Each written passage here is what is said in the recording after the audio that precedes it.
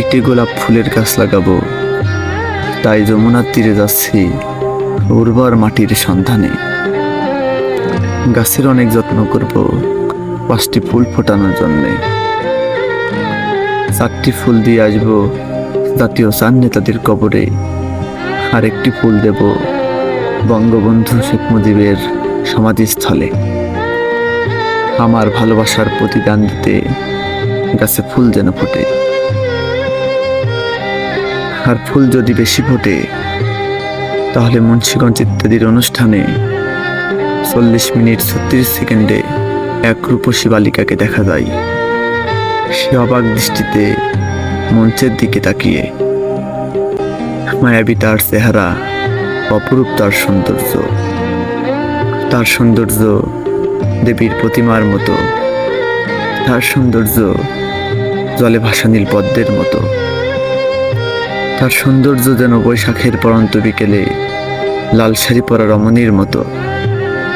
তার সৌন্দর্য যেন আষাঢ়ের সন্ধ্যায় ঝরা বৃষ্টির মতো। তার জন্য একটা গোলাপ ফুলের মালা গেঁথে নিয়ে যাব।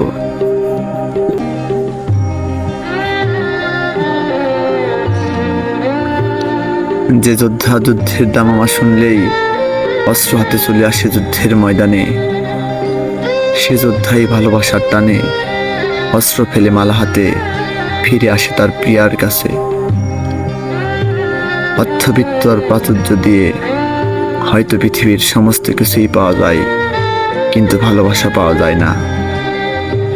টাকা দিয়ে কেনা ফুল আর ভালোবেসে ফোটানো ফুলের মধ্যে সীমাহীন পার্থক্য। প্রতিটি মানুষই চাই, কোটিপতিও চাই, দরিদ্র কৃষকও চাই, যে আমার ভালোবাসার মানুষটাকে পৃথিবীর সমস্ত সৌন্দর্য ঐশ্বর্যময় দুর্লভ মূল্যবান বস্তু দিয়ে দেবীর মতো সুনিপুণ করে সাজায়। হাতে পরাবো তার কাছের কাকন, পায়াতের উপর পায়েল, কানে পরাবো স্বর্ণের দুল, নাকে মুক্তোর নাকফুল, কোমরে পরাবো বিছাতার, গলায় হীরার হার। তার সিঁথিতে তিতলি লাগাবো নাকের নোলক, তার কোকড়ানো চুলের খোপায় লাগাবো মতিয়ার জহরত।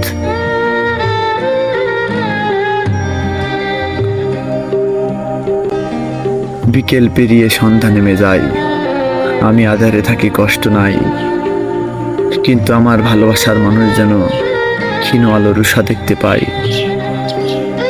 ক্ষণকাল পরে যেন সে রক্তিম সূর্যের সকাল দেখতে পাই। নিঃস্বার্থভাবে ভালোবাসলে জীবন আলোয় ভরে যাবে, আর স্বার্থ খুঁজলে আধারে ডুবে যাবে।